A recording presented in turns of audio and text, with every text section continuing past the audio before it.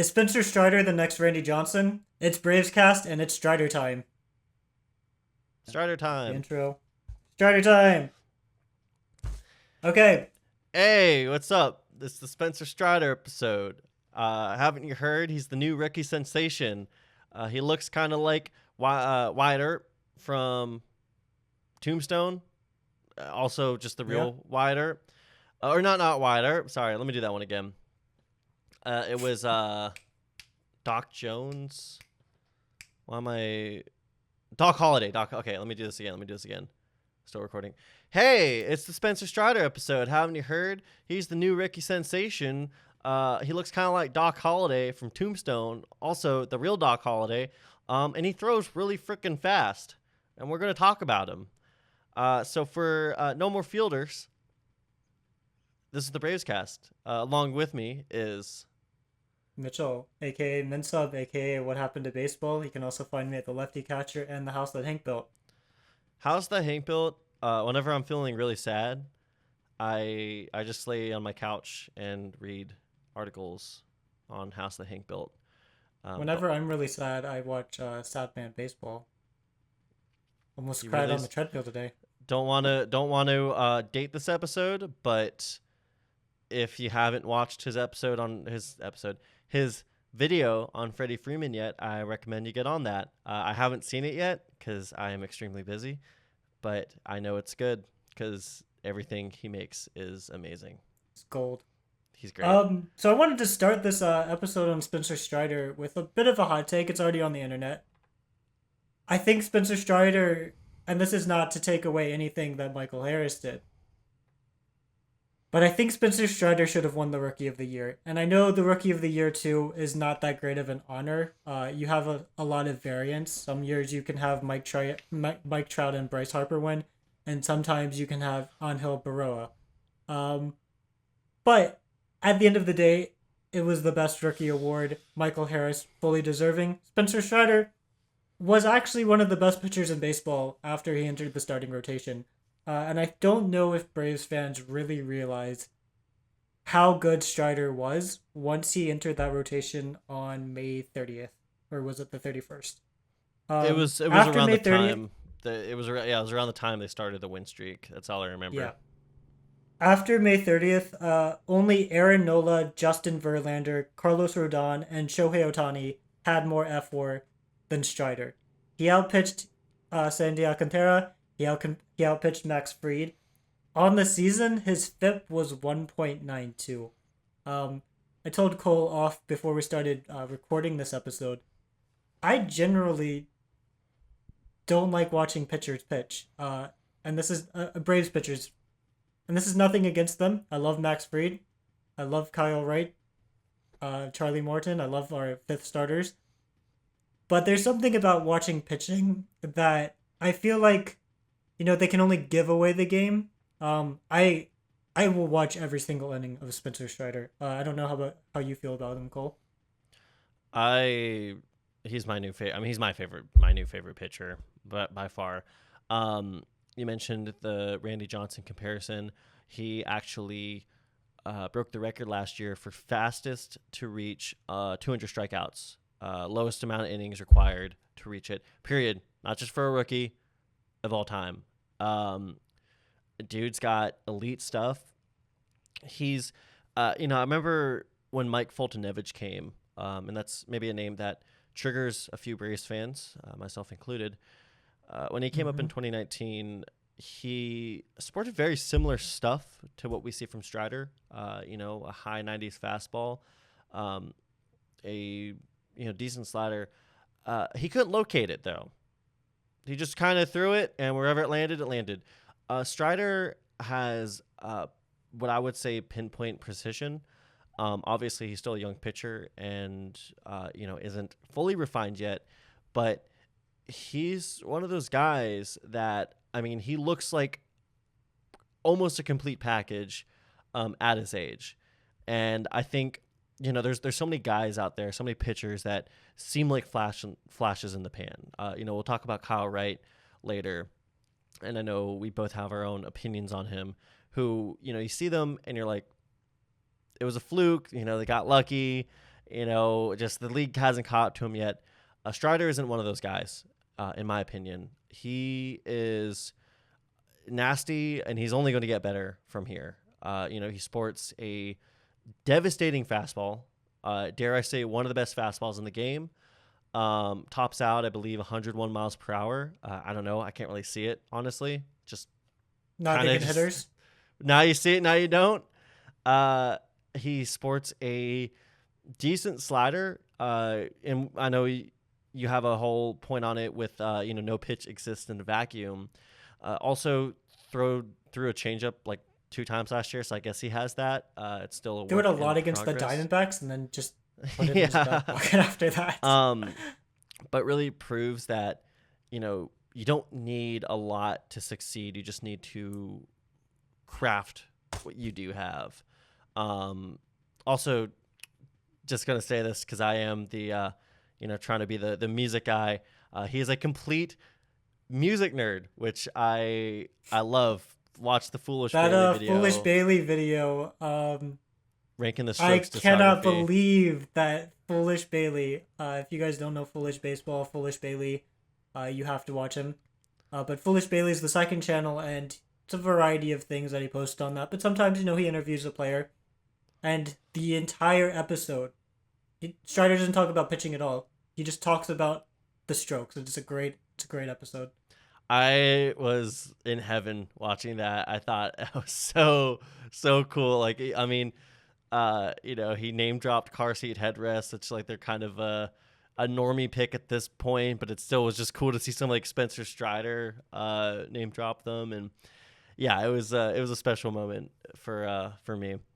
So I'll let you're leading this episode. I'll let you take the reins on it. You brought up an interesting point a few moments ago when we were still not talking about music, but you said he can only get better.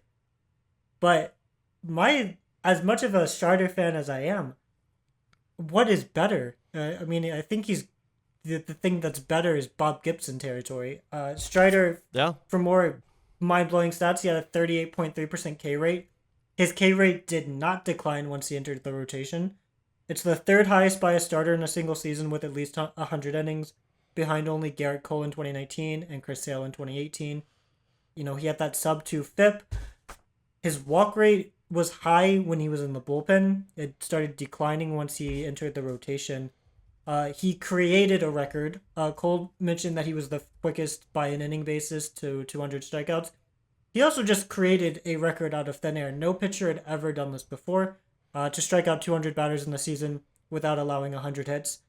And I think he allowed 84. Like, he wasn't even close to 100.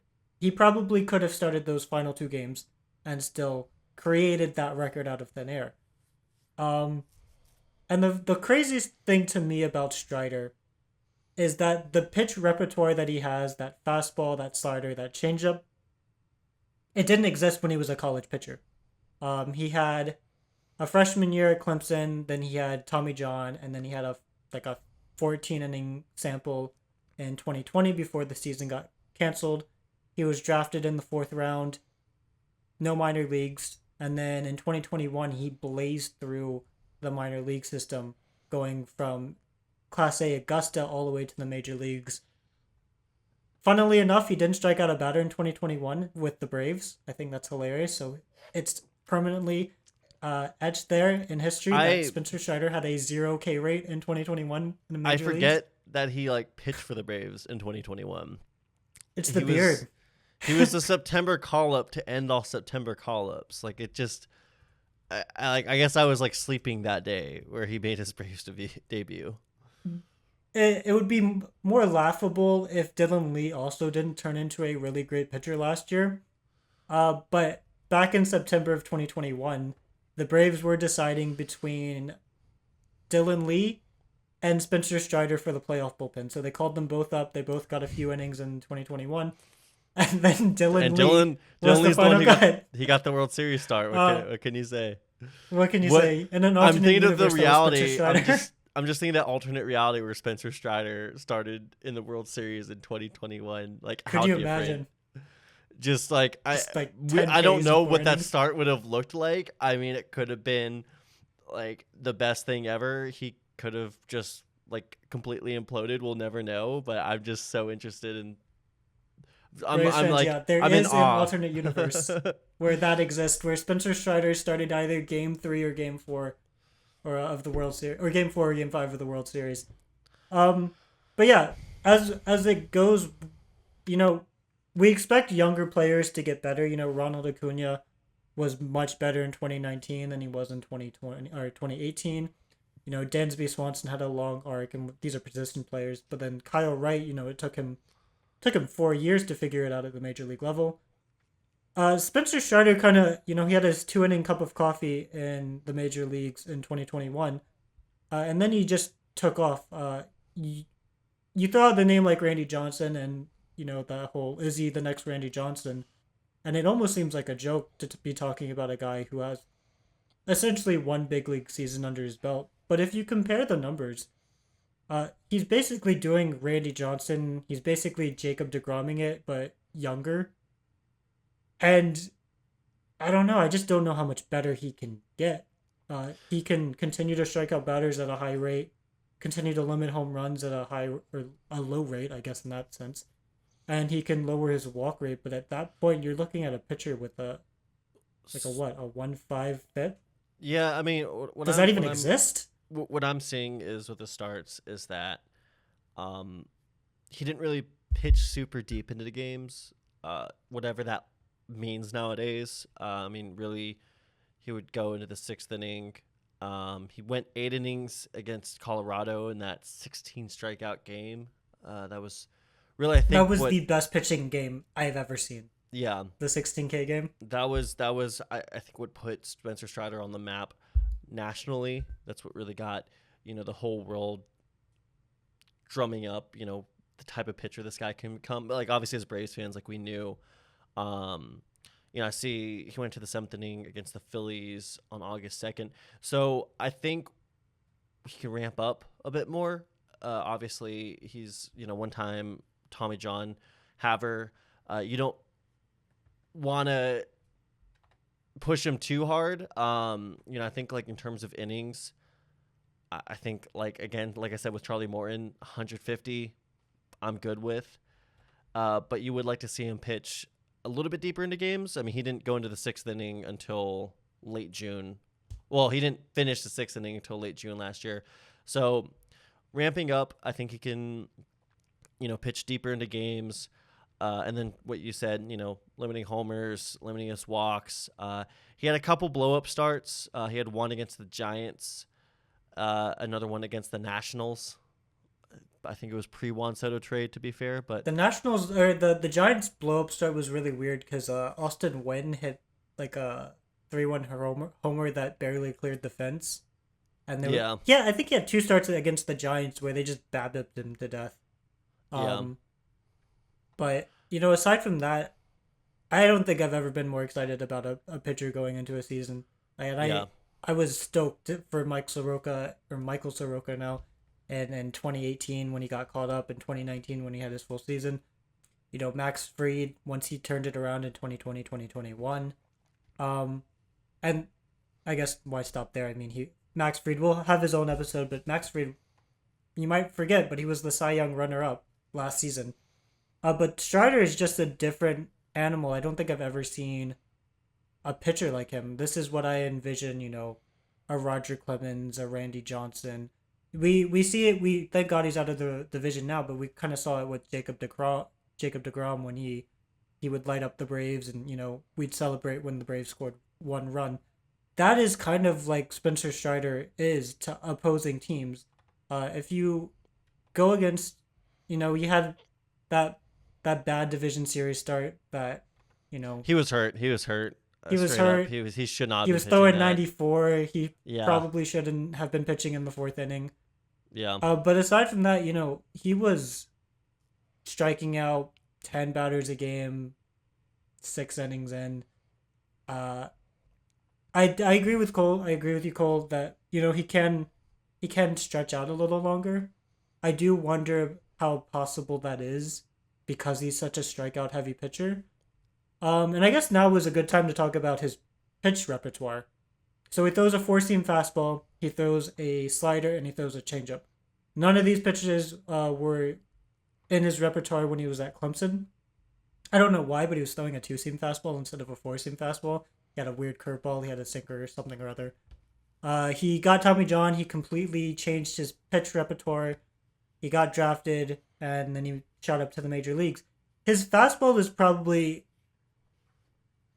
I know I'm a Braves fan. I know we're Braves fans, but I think his fastball is probably the best fastball in the major leagues among starters. I think maybe like some It, closers might have him beat it's the in deadly terms of. combination of being able to put a lot of spin on it. Uh, well, I mean, average miles per hour is 98.2. I mean, that is insane. That's the average. Yeah. He Uh, throws it hard. He hides the ball well, and he's really good with tunneling. and there's there's kind of a, just to bring it to a music perspective for a second.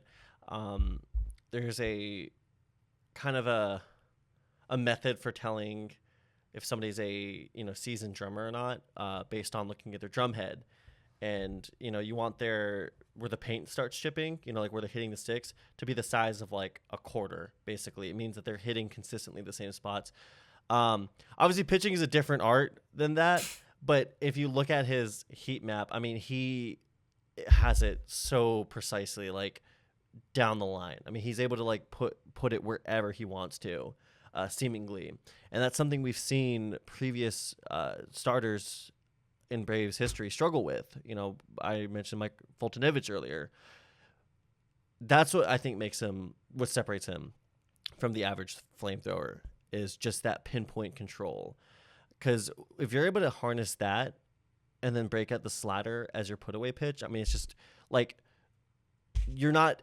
There's always a philosophy in the game of like, either you beat yourself or the opponent beats you. He's never going to beat himself. Like, he's never going to, pitch himself into a hole. He's never going to, walk two straight batters. You have to find a way to win against him. He's not going to do it for you. And that's what makes him so deadly, in my opinion, is that he's like, he has the raw stuff, but he also has, the control, the precision, to make him like really scary.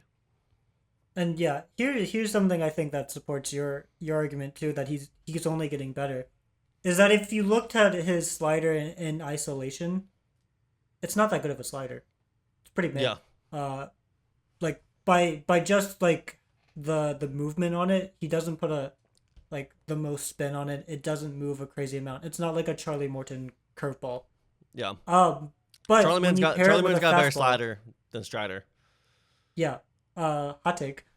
Not Yeah. even that hot. That's but facts, but it's a fact. Spencer Strider in isolation has a pretty middling slider, but it's deadly because batters can't see his fastball. I was watching, a TikTok the other day, and it was this batter who, I can't remember who it was. It was a minor leaguer for the Cubs, and he was asked who was the hardest pitcher you faced, and he said Spencer Strider. I can't see the ball. So if you have a fastball that is unseeable, it doesn't really matter if your slider's movement isn't, Charlie Morton esque, like sliding from the end of the zone to the other end of the zone, backdoor, back footing lefties. As long as you have enough differentiation between that killer fastball and the slider, it doesn't really matter because batters don't know what's coming, and they don't have enough time to go, oh, this slider's pretty mid. I can hit this because they're sitting on a fastball that they can't see. And I'm just gonna look at run value for my quote of a mid slider. He had a -7 run value for a slider that has barely above average movement going vertically, negative value going horizontally. Like, batters hit 139 against his slider. They slugged 197. When he threw it in like a two strike count, he put away batters 50% of the time. Like, you have a devastating slider, and it doesn't even need to move that much. And a lot was made, probably more so earlier in the season rather than later. I think Strider improved himself as the season progressed. But Strider only has 3 pitches. He has a changeup that he rarely uses, and then he has the fastball and the Yeah. slider. I mean, I would Looking at argue. Savant, he only threw it 109 times. Yeah. I mean, that's why Yeah. I would say he's a 2-pitch pitcher at this point. And I think, as he develops that changeup, it looks like it's just based on the heat map. It's coming in, inside to righties, outside to lefties. If he can have that as just like a party trick, as a, just like a, hey, surprise, It's I also there. got this one Yeah. too. Where hitters are having to think about that one as well. I mean, I think he can. I know your argument is that he's already at the next level. It's like if he goes even above this, I mean, it's like breaking space and time. Like we're It's literally it's breaking, Bob breaking Gibson reality level, here. Yeah. I mean, I don't want to get salivate too much, but I think he can do that. I think he can, go from great or even elite to otherworldly.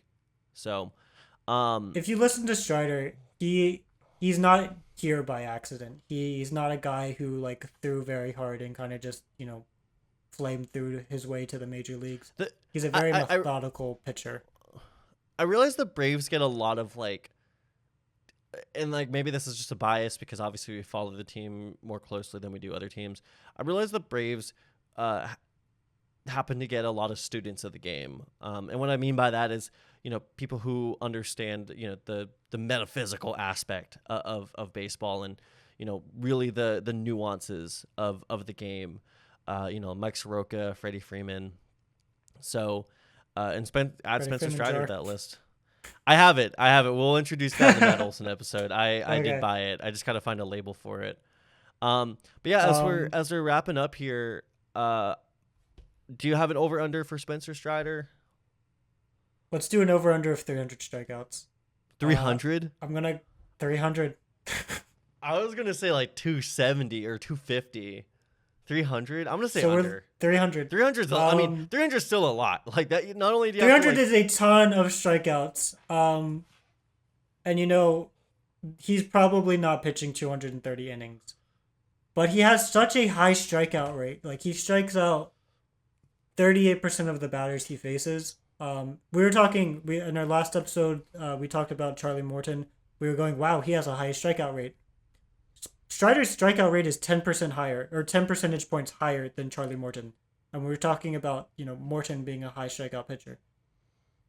Still, I don't know if he'd get enough innings. What is that strikeout rate? 300 times. I'm gonna say safely under. I really want to do the math, but I also don't want to do it. Yeah, I'm gonna go under, but I don't think he's gonna go under by much. I do think 270, which is what Cole was about to suggest. I think that's well within Strider's reach.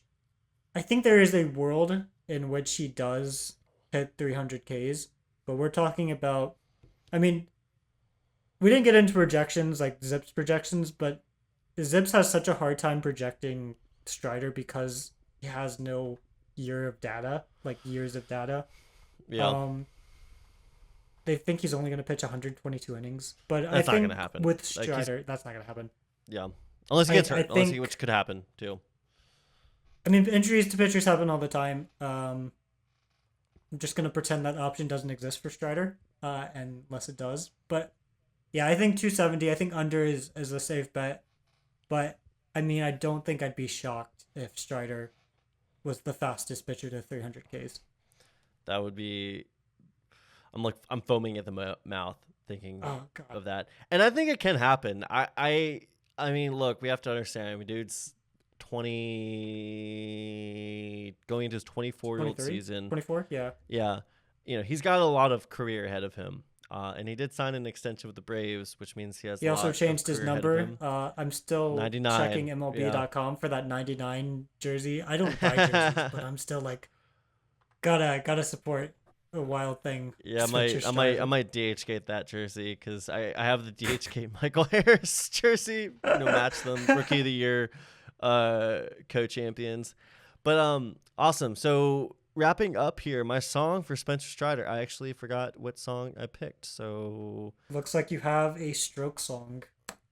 oh, of course I do. Yeah, that makes sense. Is it Last Night? It's Last Night. It is That's Last the Night. it is the most basic of stroke songs. I'm just not I wasn't feeling that clever. And again, watch the Foolish Bailey interview I don't with know. Spencer Under the Cover Strider. of Darkness might be a good Strider pick because he, I mean, maybe for last year because he kind of came out of nowhere. But That yeah, I could don't be know. another good one. Stokes, That because that one might who be knows? a little bit too like esoteric. You have to Hmm. be really. I'm thinking if you're actually introducing them at the ballpark, that's people are gonna be like, why are he playing the Strokes right now? And if it was an older fan, they'd be like, why are they playing Tom Petty? Because it sounds like a Tom Petty song. Hmm. Anyway, yeah, that's Spencer Strider. I In mean, case you just didn't tell, we were big fans. We're big fans. we are going to be talking a lot about Spencer Strider throughout the season. Every one of his starts, I would argue, is appointment viewing. Even if you're not a Braves fan, he, in my super biased opinion, he's could be the next thing. I mean, he literally could be the next, face of pitching. In my opinion, Cy Young candidate. Yeah, I'm super excited to see what he does next year. We might have to change this podcast to the Spencer Strider fan club. That's what's gonna become. That's what's gonna become. And it's Anyway, just gonna for be all Spencer Strider. for the Spencer Strider fan club, I'm Cole. I'm Mitchell. Follow us, like us, share it. Bye. Take it easy.